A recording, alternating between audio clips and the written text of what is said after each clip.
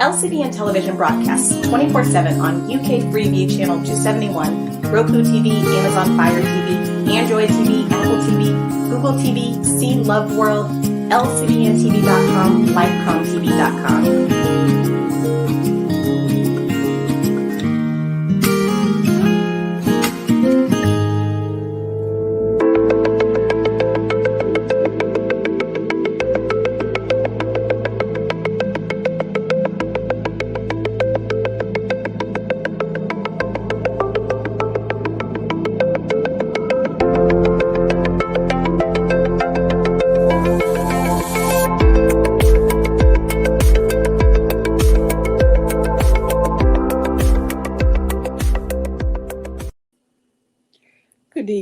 Good evening, and welcome to another episode of Conversations with Lydia. For those of you watching in England, I know I'm frozen, I'm so cold, but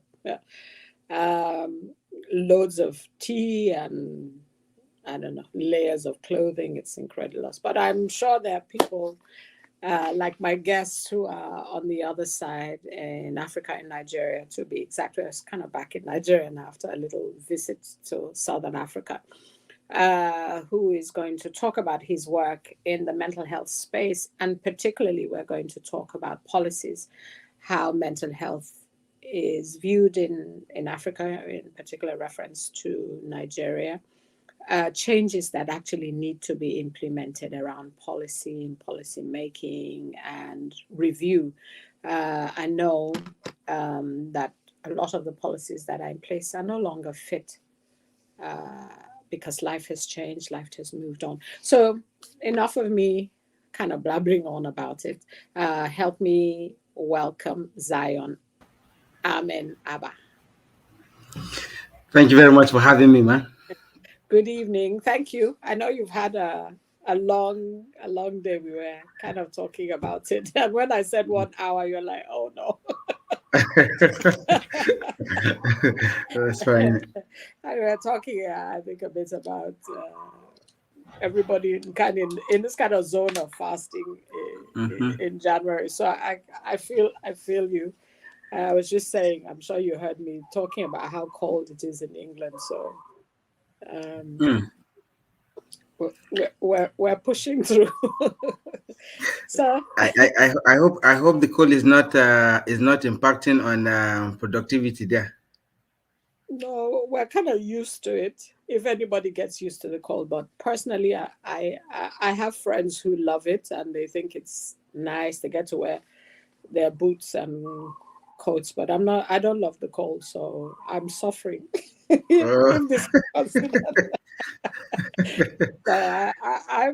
I'm okay, kind of. I'm always in layers of clothing, and today I messaged somebody in Nigeria and I said I'm dressed like an Eskimo, and I sent him a picture. That's how I feel. So thank you again. We'll I'm sure have a good conversation, but talk a little bit about yourself before we kind of talk about policy making and change that you're trying to bring. Okay. Let me begin by sincerely appreciating the amazing work you're doing, and to let you know that this is really apt, as conversations like these are very, very needed at this moment, where people are in need of whatever it is that can help them build resilience, increase their productivity, and then get back again on their feet. So it's really, really an amazing work you're doing. I must congratulate you at this, and also pray that God will grant you more grace to do more, and expand your scope of reach on this particular conversation. So it's a great work you're doing. So my name is Zion Abba, like I've been rightly introduced. So I'm originally a telecoms engineer by training. I got back from India 2011. After I disengaged from the Nigerian Army. I served with the Nigerian Army, and after my voluntary retirement, I went to India, and I was in 3 states. I was in Mumbai, I was in Hyderabad, I was in Bangalore, and all what I was doing there was to build my capacity in becoming a seasoned telecoms engineer, which has always been my dream. I wanted having a telecoms firm, and doing a lot of things. But when I got back, 20, I think 2012, I got married. Um, after like few months into the marriage, I mean, like every new couple will want to expect that they should begin to plan for children, babies. I mean, we also did, and God helping us. After 2 3 months, I mean, my wife was tested positive. I mean, she conceived.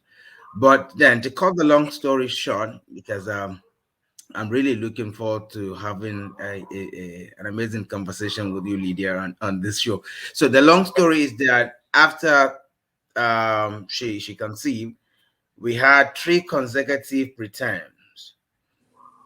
We lost the babies at 7 months, the next one 8 months, and then another 7 months.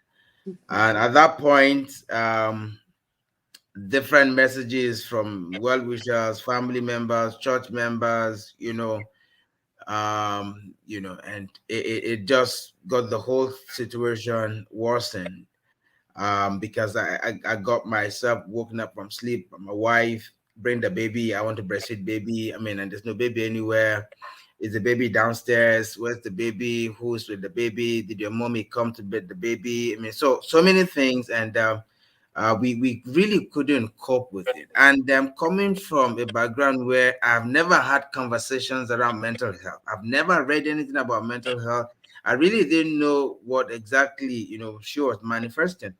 Of course, I also was battling with a lot of grief on my inside. I was also battling with a lot of anxiety of what next, what happened next. I mean, because when the first happened, the second happened, we like, oh, affliction shall not arise again the second time. A lot of prayers, a lot of things. But when it happened the third time, we kept getting a lot of calls from back home, parents saying, okay, we think it's a spiritual thing, we think it's this ancestral thing, so many opinions and subject matters, coming up from this situation, and it got me so worried. But the long of and the long short of the whole story is that I really felt that my wife was suffering from anxiety disorder. She was really depressed. And so I was also. But I mean, because we're just two in the house, I needed to provide my shoulders for her to rest on. So I tried to bottle my mind, so much so that I tried to assume that nothing was really happening to me, but I can count countless of time that I have to like open up to myself in the closet to really ask deep questions as to what exactly is happening. Now, this continued for a couple of months when I noticed that it wasn't getting any better, but rather worse, and I was losing my wife, per day. So I decided to change her line. I decided to tell everybody no more family visit, no more calls from churches. I mean, I don't want anybody to come again, right? Because um, when this happened, we kept changing hospitals. So the last hospital that this happened to us, I mean, we had a consultant gynecologist with over 20 something years. So I expected that he should have been able to even figure out some things about mental health to like let us know, okay, I mean, we have experimented all this, we have done all of this, this is not working. Can you try this? I mean, some form of referral, some form of Yeah, yeah. but that never happened, unfortunately. So I decided to because this was happening at the early, this began at the early stage of our marriage. So my dreams about telecoms shut down. I couldn't do anything. I had to move down from Lagos back to Abuja. I have to settle down in Abuja, and then so the first phase was me losing my dreams of becoming a telecoms engineer. And this is now 3 years down the line. So we're talking about 2014, 2015. Now, so when I decided to see how I can cut off external communications that are already impacting on her, Mm-hmm. because anytime, so I began to read, and then I tried to put in some of her symptoms. I tried to put in some of the things we go through, because I figured that we're also sharing some symptoms. I mean, some common symptoms and signs together. So I tried to read about it, and then I began to see things of mental health, and I said, "Oh, really?" And I was like, "Okay, fantastic." So I kept reading more, and so I now began to understand that I think it's another side of a health that's a problem. So I now try to like counsel her with the little ones I get from online, and then I also use the scriptures. I try to talk to her from God's word. I try to encourage her that I mean, we've just lost three of them, but I mean, you're still here, so I mean, we can still have more, right? So I try to like speak to her, and then I noticed that after 3 months she got better. But anytime somebody visits the house, either from my family or her family, or calls, Mm-hmm. or people from the church, I go back to square zero, because she breaks down again, kind of relapse back to. So I was like, oh, really? So I now decided to shut down communications from everywhere. I changed her phone number. I only had her phone number so that at least I could call her from work.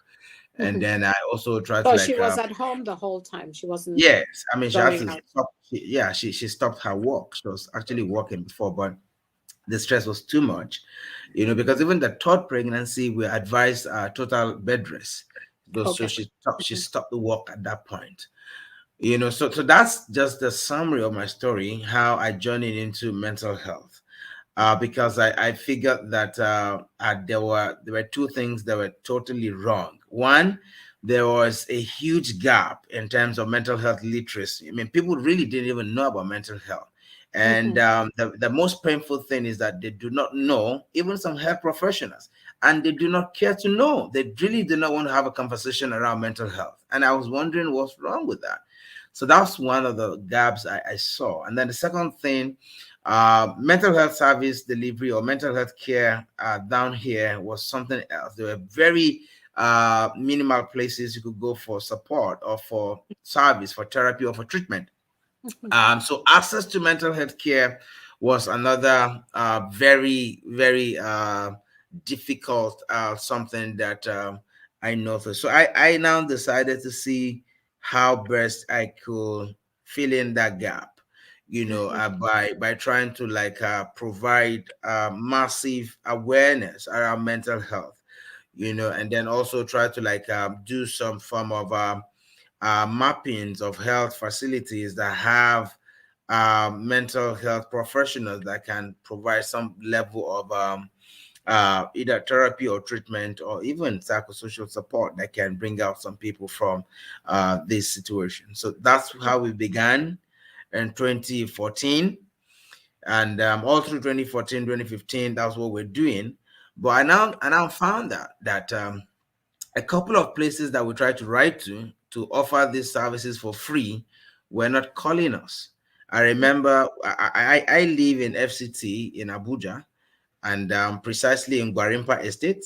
So I remember in 2014, late 2014, writing to about 54 schools, for this free talk on mental health, But I mean, only three got back to me, and out of the three, I mean, until now that we're speaking, they haven't called us to still carry out the activity that we requested. So I was wondering what exactly was the problem. And then a pastor colleague of mine shared with me that, look, in as much as you're doing this zealously, you also need to apply wisdom.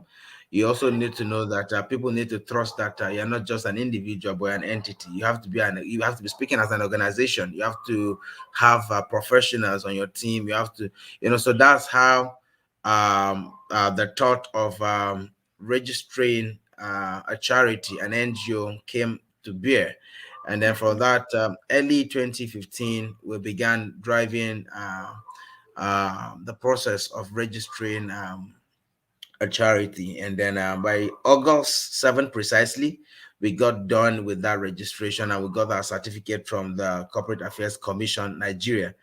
And then we now went full scale, because now, I mean, schools, organizations, and I'm giving us opportunity to speak to them, schools, to both the student and parent at the PTA meetings, so that they can understand what exactly this is about, and then we try to relate it to family, community, workplace, and we try to bring it home, so that they just understand it. So we try to promote mental health awareness, and we also try to speak largely on stigmatizing or discrimination of mental health illnesses. So we speak largely to that because of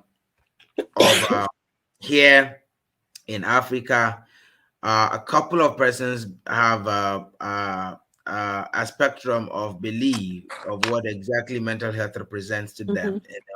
in terms of what are the risk factors, what are the causative factors. So people believe some is spiritual. In the north here, some people believe it's aljanu. Some people believe that it's maybe person is demon possessed or something, or Mhm. maybe it's What does algenu mean? What does it mean for yeah, you? aljanu in Hausa means spirits, evil spirits. So it's similar to like a Christian Yeah, connotation of what yes, a demon yeah, is. So the person exactly. is technically possessed, in the sense of the word. Yeah.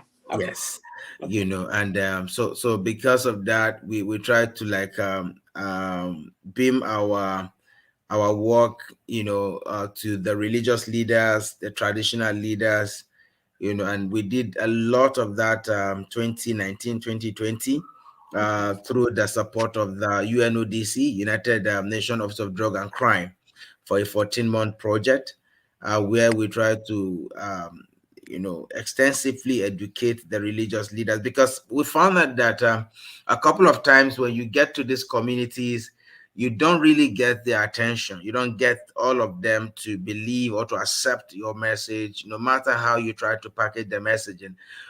So we decided to go through people who they They respect. I mean, they respect their religious leaders, they respect their traditional leaders. So we try to like have trainings, build their capacities, explain these things to them, even though we had a very long time with some of the religious leaders, especially when we try to talk about some of the constitutive factors of mental health, trying to explain to them that is, look, it's biology, it is health. The same way you talk about physical health, this is health we're talking about. Mhm. These are not spiritual things. We try to explain to them, and it's really that's the progress, because a couple of the communities and some of the states where we walk in have accepted these, and they're helping us to drive the campaign at their worship centers. And I think that there's a progress in that. So this part of our story, my story, and the story of the Mandate Health Empowerment Initiative so far. I mean, maybe when we get talk again, you ask questions, I could bring up some Okay. other parts that I have not mentioned. But this is just in a summary how that the journey began, The and journey began. we Yeah. we actually are Mhm. moving I, forward. I mean, just listening to you, I can't imagine how devastating it was to have lost three babies. Not, and they were almost full term, because seven Oh months old yeah, baby. oh yeah. And not. I mean, not surprised, being a woman, that your wife felt so much grief and loss. Mm-hmm. Plus the hormones that were, I'm sure, all over the place for her, Mm-hmm. not kind of having an understanding as to what has happened. But what I also find is that from your story, you're saying that even the gynecologist specialist who had so much medical training, in his mind did not even comprehend that she was maybe suffering from depression or grief, and Mm-hmm. in stages of denial. And I think what could have easily happened if you were less of a husband was to, that would have led to your wife being sectioned, or being ostracized completely, saying she was mad. Mm-hmm. Mm-hmm. Because I Very, think, very. yeah. Because I Yeah. mean, I mean, I mean, we I was already getting that suggestions from family members, because being the only son, traditionally it is my own children that are the children of my own parents, that the grandchildren. So my Mhm. sister's children are not really considered that they are coming back to the family line as Because your children will grandchildren. carry on the name. So Yeah. it was a really serious problem that Mhm. parents are already beginning to read different meanings. I mean, nobody is really seeing it from the point that, okay, this could be a health issue, not really Mm-hmm. spiritual, not really, ancestral issues. So it's really painful sometimes that you're unable to communicate this clear-cut fact to people Mm-hmm. who are very close to you. I mean, people who Mm-hmm. are your parents, people who are your pastors, who are your spiritual leaders, who Mm-hmm. at some point, I mean, you found yourself yielding to their counsel. But at this point in time, there's now a truth that is there, that but to communicate to them and have them accept it becomes a serious problem. So it was another phase of struggle for me, Mm-hmm. to Mm-hmm. convince my parents, to let them know, or my elder siblings, to let them know that, look, this is nothing to worry about. This is not spiritual at all, right? Mm-hmm. So again, this is another phase that some people might also struggle through and might not be successful at it. Because if I wasn't successful at convincing my parents or my siblings or some persons who are very dear to me, if they Mm-hmm. had won me over to the other side, I mean, it should have been a different story. Maybe I should have kids from other women by now, or maybe I mean, some it should have been something different. But the good news is that we have 3 kids right now.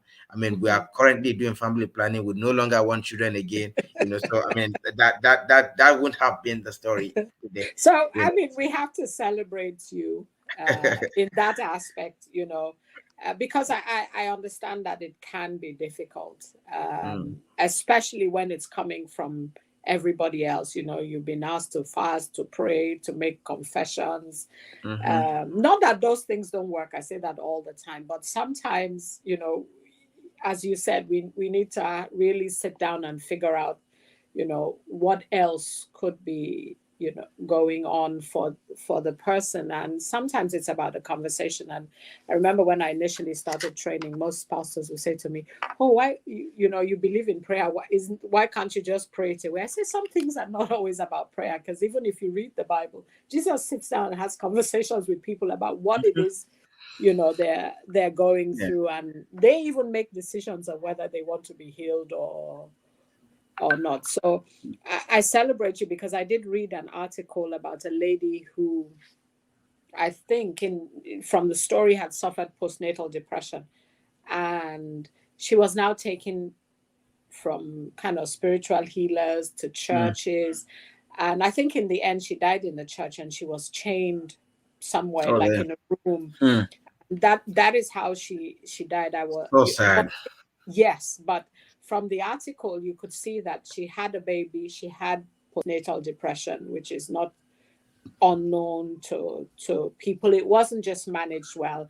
And he Mm. fell into this idea that it was something spiritual, and the young lady unfortunately died. So I know it's tough to kind of stick against the idea and kick against the fact that no, this isn't spiritual, this is something else that we need to work out.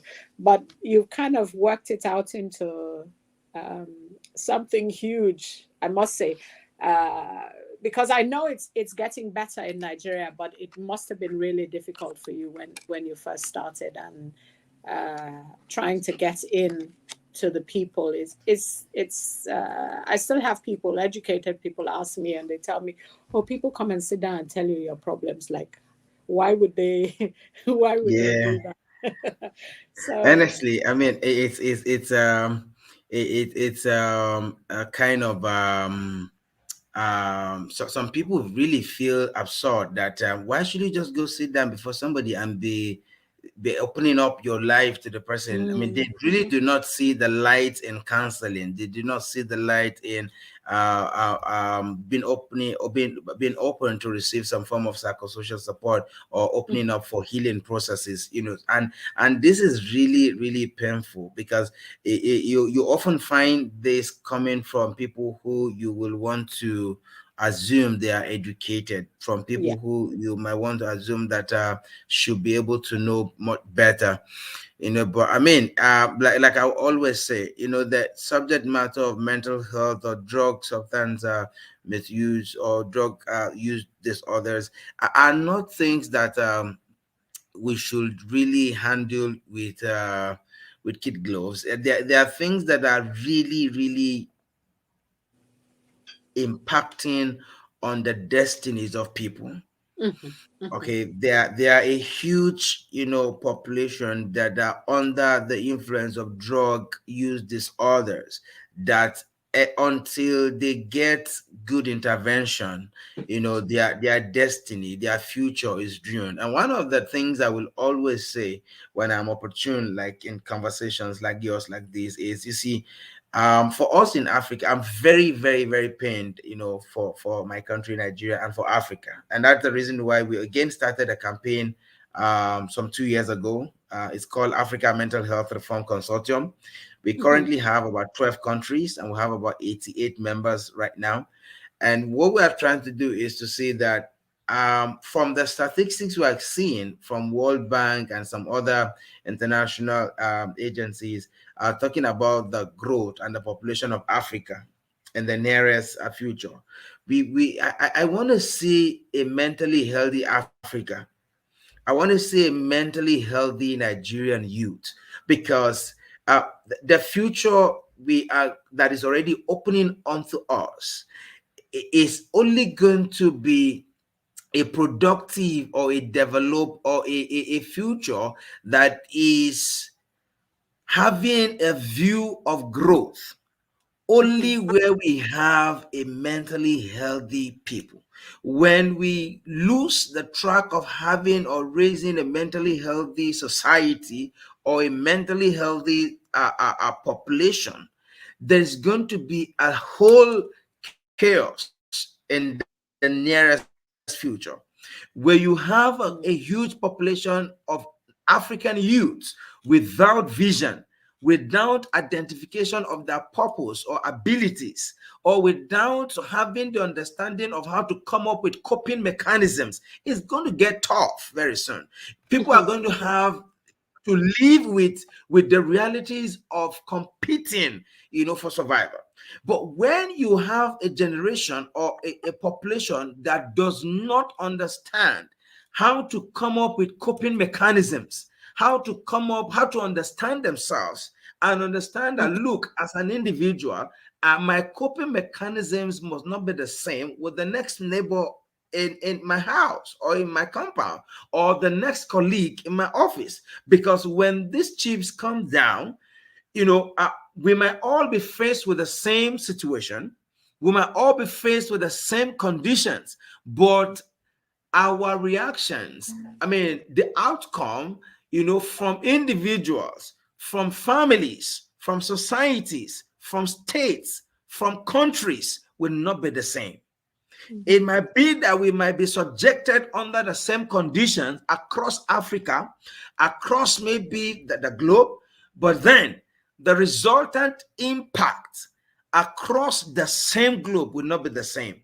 Therefore, my campaign that we started recently, 2 years back, is to see how we can align the young African minds to begin to understand themselves, understand their community, understand their nation, and come up with deliberate coping mechanisms that can help them in the nearest future, the nearest calamity that will befall the future, so that we are all, as Africans, we are all as individuals productive. Because when we begin to lose track of productivity at the individual level, I can guarantee you, man, that at the corporate level, at the state level, at the national level, the issue of growth and development will never be in view. So this is my pain, and this is one of the things we're trying to drive. And it's really, for me, it's going to go beyond just creating awareness to beginning to see how we can put policies, plans, legislations in place. And that is what led me to being at the forefront of the mental health reforms in Nigeria. Okay. So we have staged a lot of campaigns, we have staged a lot of movement. And as I speak with you now, tomorrow by 2 p.m., we're still going to be in the National Assembly. We're going to be meeting with some critical stakeholders to still discuss. I mean, the bill currently has passed the National Assembly. It's at the executive already. But then we understand how it works here, right? So we still are going to be going back and forth with some of the critical stakeholders that have strong interests, so that by the time it's coming out from the executive to either the judiciary or some arms of the agencies that are directly responsible with the bill, it wouldn't be a problem, you know. Okay. So I mean, in a nutshell, what I'm saying is there's a need for us to begin to even move from just creating awareness around mental health to begin to see some of the strong hold that will sustain this campaign on mental health. And for me, and for some of my few folks, we believe it will only rest on mental health reforms, on these three pivots: mental health plans, mental health policy, mental health legislation. Okay, let's go back a little, then we can come back into policy, because it'll all be kind of, you know, why do you feel like people would rather go to a spiritual healer, pastor, imam, to kind of get a quick prayer, rather than, is it because of stigma, rather than saying I need, you know, but people are not scared to go to the doctors to get, though, yeah, some extreme people don't do, but people are not scared to go to the doctor to get some medication. Yeah. So what do you think? Because I think that will help people maybe understand the need, you know. Okay. So I will, thanks a lot for that amazing question. Lydia, you see, the issue of treatment with respect to mental health or drug use problem, for me, I would like to see it in two ways. Number one is that why they will want to go to their pastors or to imams for prayers or for counsel, you know, rather than approaching an orthodox method that will actually deal with the root cause of this issue. I will approach this answer in two ways. One, like I said earlier, access to mental health care in some part of the world is really, really appalling. It's really, I mean, almost not existing. So when I found my when I see, or I find myself, or I find my family in a community or in a state where we can't access mental health care, you know, and for me now, I like us to also again look at this access from two dimensions: out of pocket payment, that is in terms of the cost of this care, or in terms of the availability, you know, of this care. Now, if I do not have, the capacity to provide the funding or finance the treatment of a family member or a friend who is in need of this service, where is the cheapest place for me to go? I look for my pastor who's going to pray for this person, right? Or I look for my traditional healer who's not going to cost me much, right? Yeah. And then I dump the person there. Like you said, either for stigma, because if I keep him in my home, when family people come to visit or friends come to visit, business associates come to visit, they say that, oh, you have a challenge person at home. You have a, you know, so I rather go dump the person in a religious center, a church, or maybe a mosque, or maybe a traditional setting somewhere. You know, like you're aware, I mean, some months back, how, I mean, a lot of centers were discovered in Nigeria, you know, where people were shackled, where so for me, why this exists and why this will continue to exist, why people will again continue to patronize, or rather prefer to give attention to their religious or to their religious leaders or their traditional leaders in seeking for help, when it comes to the issue of mental health or drug misuse problems, is because of these two things. One, capital, the issue of funds to treat, or access. They can't even access. The closest facility to them might be hundreds of miles, and that's going to be a problem, right?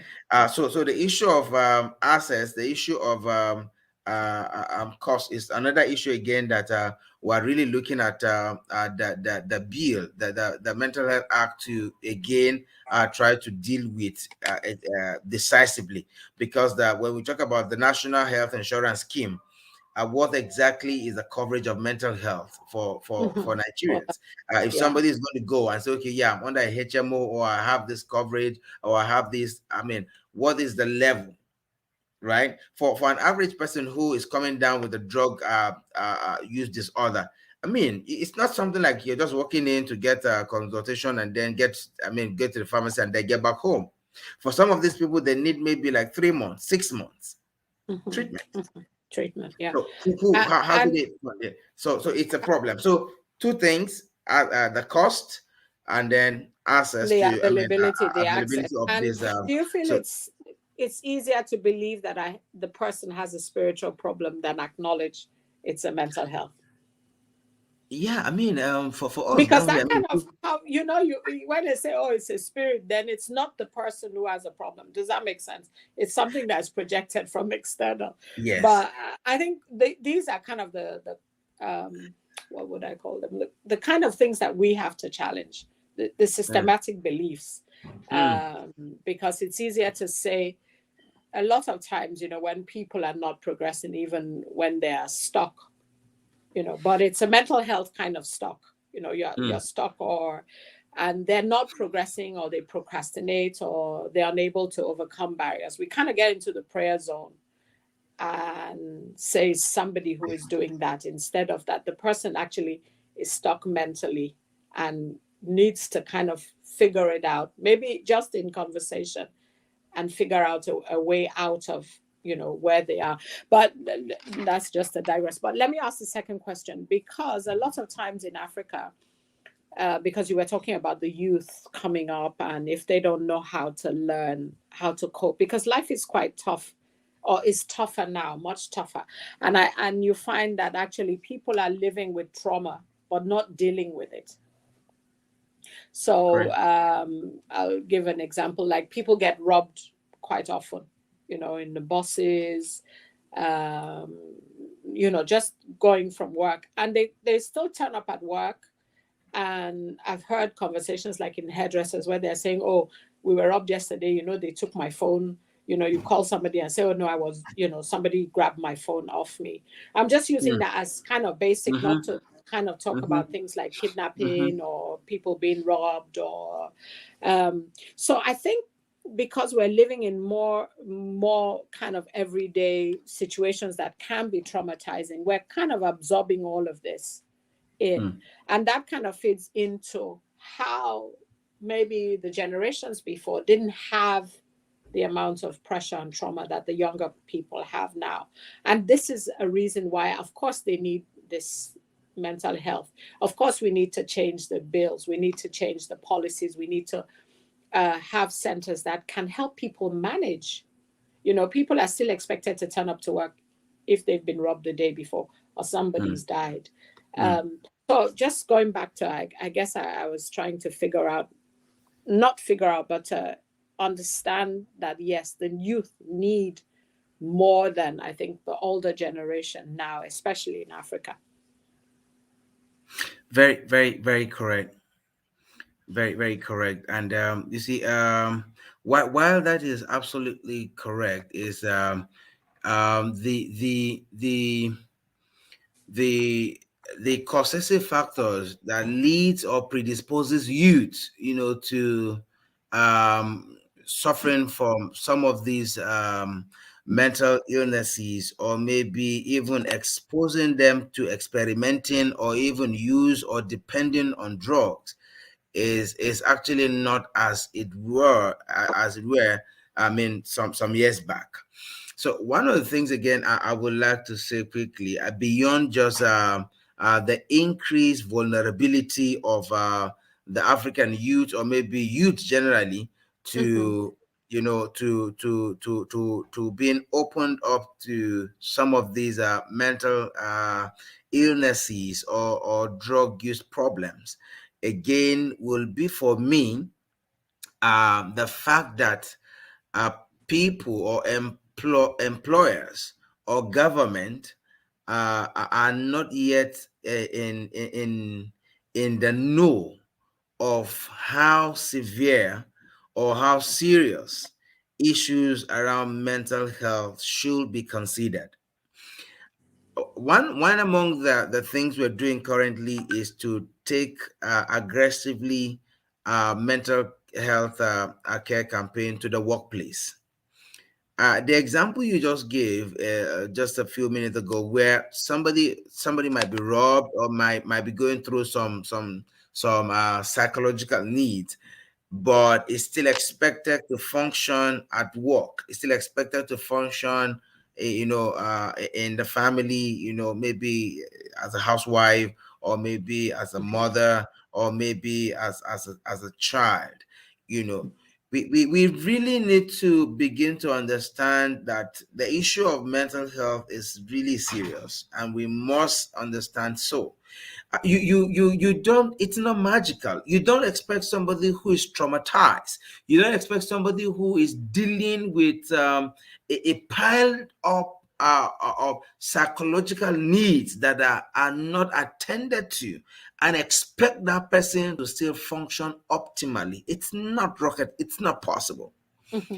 No Mm-hmm. matter how this person might want to struggle to keep at that, maybe because of salary, maybe because of love. It could be maybe, when I say love now, maybe in terms of managing a relationship. It could Mm-hmm. be maybe the person is just trying to struggle to please, some dependents. Some people are depending on you, and you're not able to have a conversation with them and explain to them what exactly you're going through, and Mm-hmm. how you're unable to meet some of the daily needs, or daily taxes or deliverables that are on your table. It's really sad that because there is just a huge disconnect between physical health and mental health. So people are unable to really see that these two work hand in hand. You can't tell me that you're healthy when you're mentally not stable. You can't tell Mm-hmm. me that you're mentally stable when there's a physical illness, or Illness. maybe physical challenge that is there. So they work hand in hand. So when you're unable to meet up at your workplace, it is really important that you speak out, that you speak your mind, that you communicate.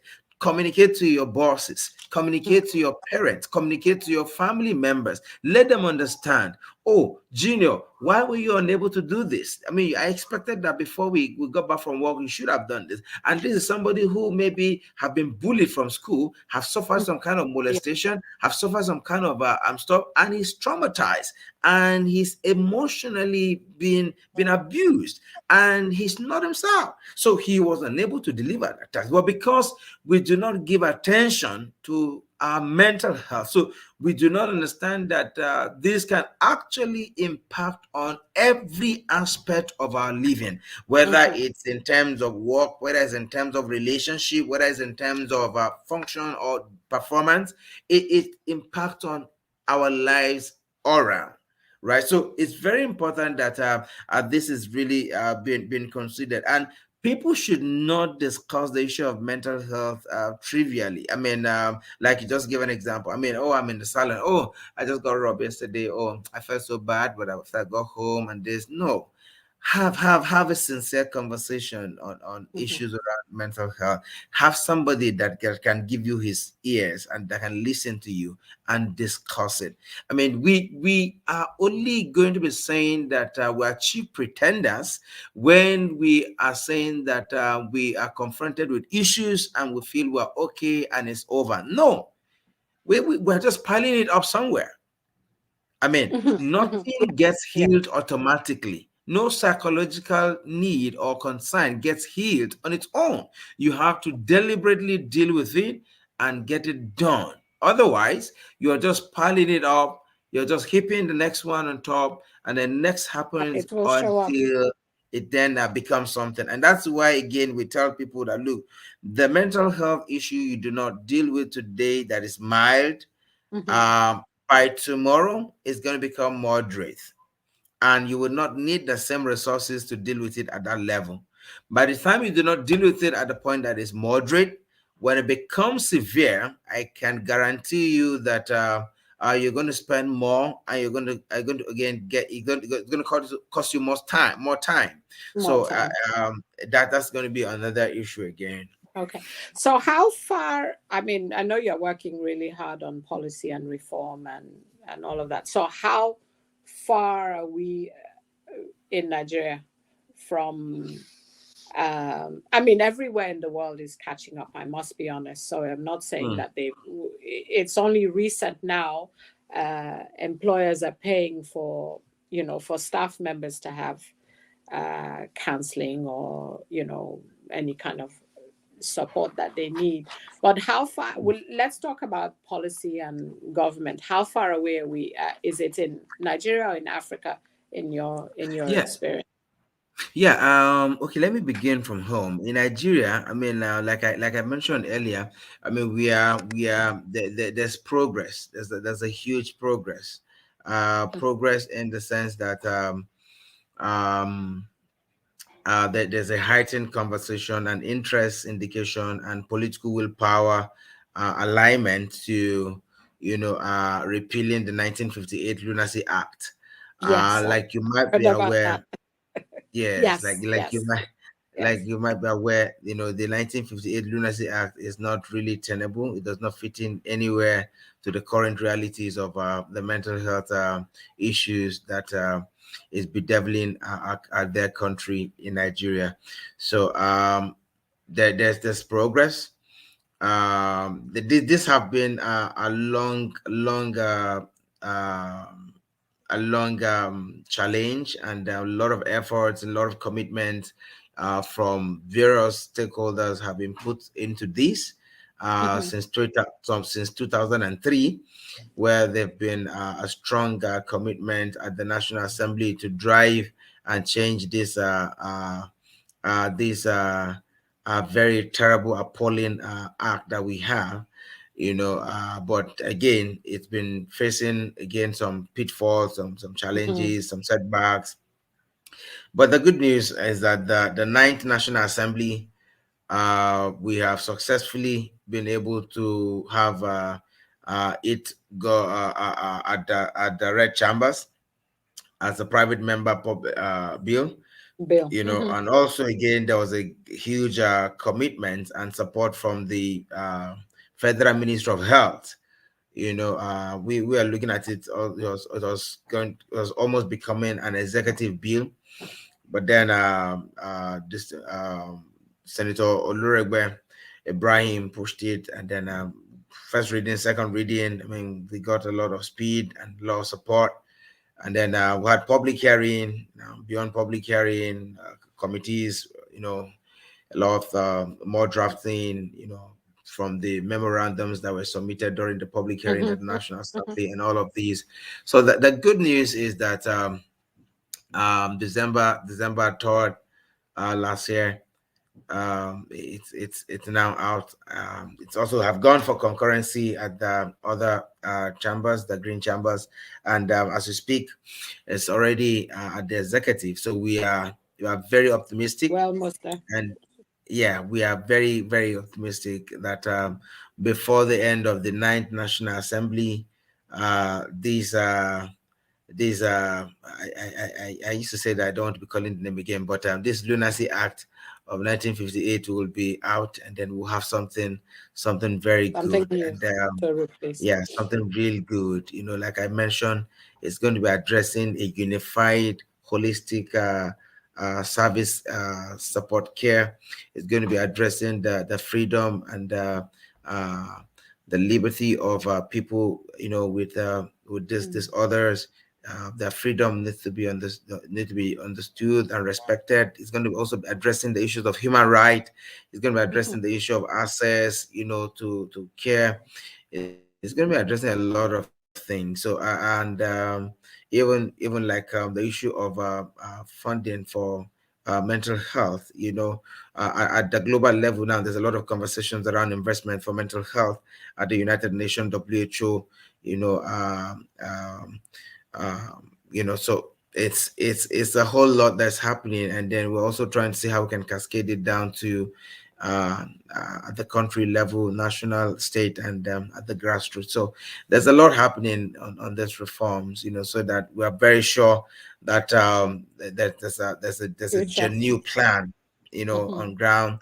There's a policy supporting it, on the blueprint of it, and there's a legislative backing, for these. And like I always say, the issue of this, our drive and our commitment for mental health reforms is not just for this act to come out, but again, that's just going to be one phase. Second phase again is that we're already working with the commissioners of health in all of the state to make sure that there's a plan on ground for proper integration of this act, so that at the primary healthcare level, personnel are trained, capacities are built, so that I could just walk into any of these centers and at least be assessed, and be attended to, so And this giving is some help at the grassroots.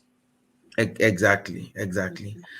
So we're trying to make sure this is also in place, and so there's a lot more. And like you also did mention, not just Nigeria, I mean, across Africa, our campaign that we started for the African Mental Health Reform Consortium, we understood that across the African countries, we only have about 25 of them that have mental health reforms in place in terms of mental health, in terms of mental health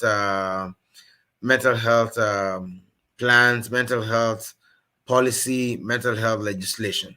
Only 24 of our African beloved countries have this. So we're working with other countries, and also countries that already have these, to understand how they're able to get this done, and how they are already implementing.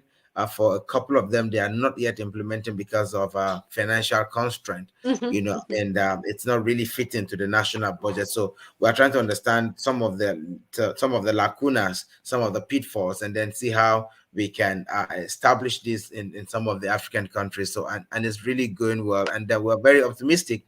Like I said, we believe that it's a fulcrum. It's a tool. It's a continental tool. We're deliberate about to seeing how we can raise African populations that are able to, through these policies that are going to be established and upheld and implemented, are able to identify themselves, are able to find themselves, are able to like build coping mechanisms, and are able to deliberately become productive and contribute, immensely to their communities. And it begins from there. And in no distant time, we believe that Africa, through mental health reform platform, will become, the continent that it should be. As you said out earlier, mentally healthy Africa. Yes. So I mean, it's good to know that Nigeria is paving the way, because I think if it can be pushed through in Nigeria, then do you want them to close the door? Okay, now I can see them going. Don't worry, I it's all apologize. right. His family is fine. So at least if Nigeria starts, then we have like a blueprint that we can introduce across Africa. So well done.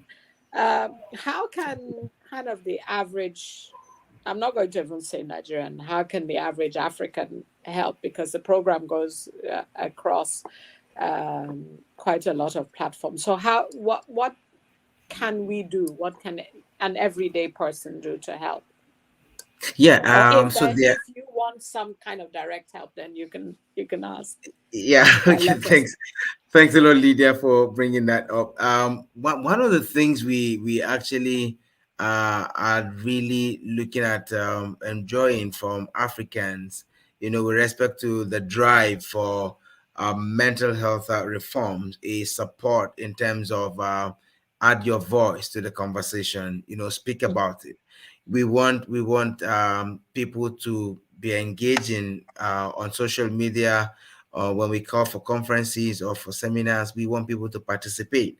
We want people to be to also add their voices to Mhm. some of the campaigns that we circulate, because one of the things we're going to be doing next year, 2023, across Africa, especially the 12 member states, is to see how we begin to do grassroots advocacies. So we'll be visiting government offices. We'll be visiting corporate offices. Mhm. So not just only the government. We need the private sector to support us, because a couple of persons are working for the private sector. So if the private sector also understands that, look, mental health policy will support my profit margin, if I'm able to take cognizance of the mental health of my staff, Employees.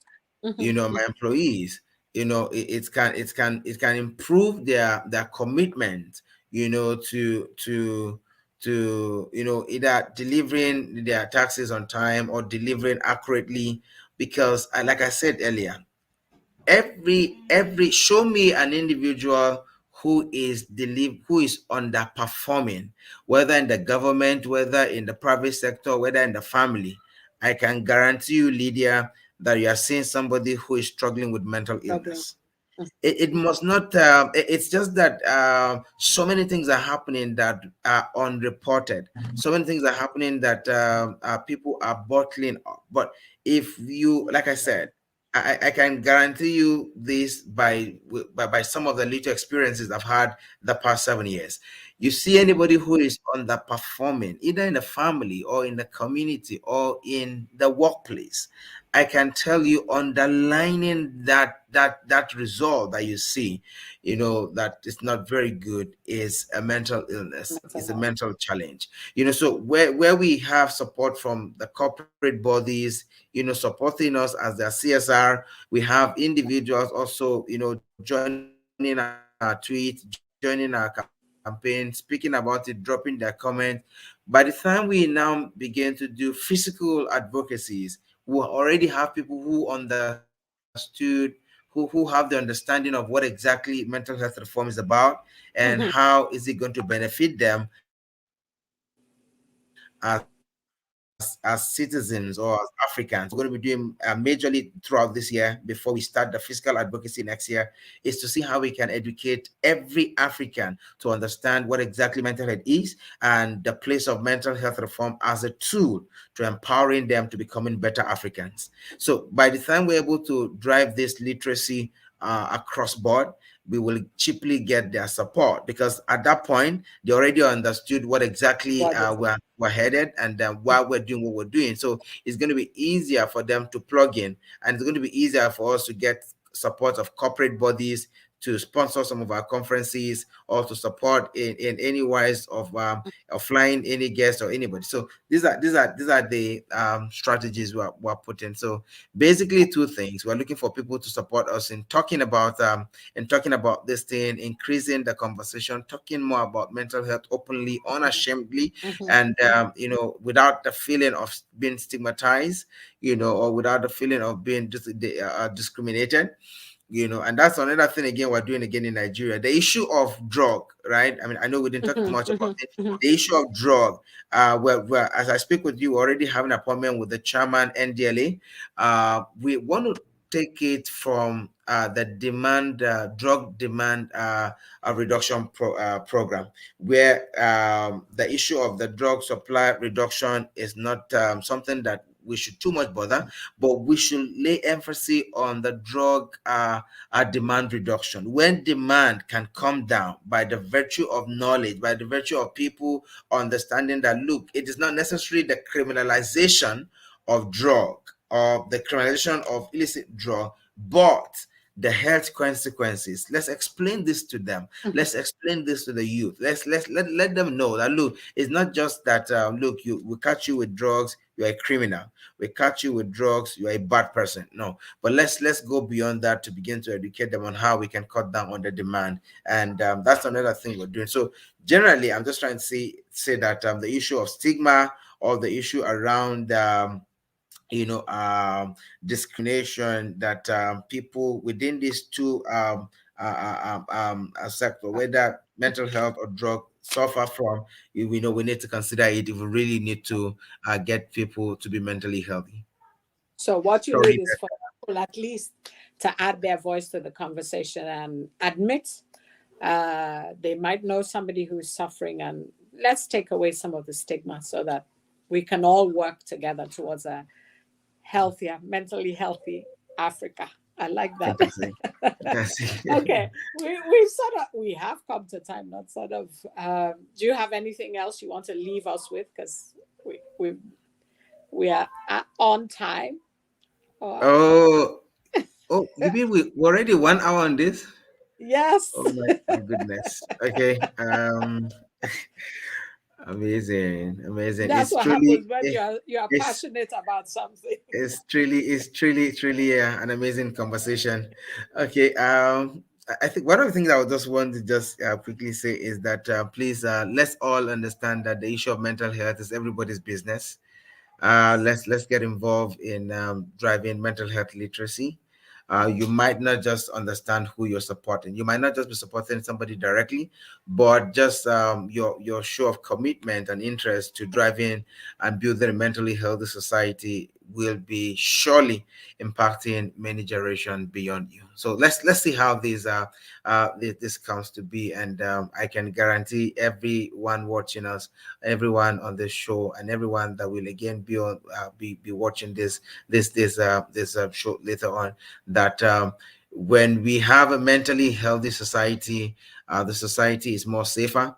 When we have a mentally healthy society, the family is safer, and productivity, growth, and development can certainly be in view. Until this happens, the reverse is the case. But I do not want to mention that. I'm not a prophet of doom. But let's see how we can all be involved in driving a mentally healthy society.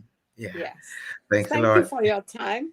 Well done for the amazing work. I know the reform has been, a lot of conversations I have is around it. So we are praying, fingers crossed, pushing that it will finally be put into place. Yes. Mm-hmm. So thank you for your time. I know it's 9 o'clock. Yes, it's 9 o'clock where you are. So I'm sure your family is waiting for you to join. Yeah, actually, my family prayer time is 9. Sure. My wife just came up to check whether I'm done or something. All right. Thanks a lot. We'll leave you. Thank you very much for the time. What an informative conversation, and very enlightening that things are progressing, not only in Nigeria, but in Africa. And of course, the fact that God makes everything beautiful in his own time. From a story of loss and grief, he is doing an amazing work with his wife. So we thank Zion for today. Till we see again, my name is Lydia Khalil. Thank you for watching.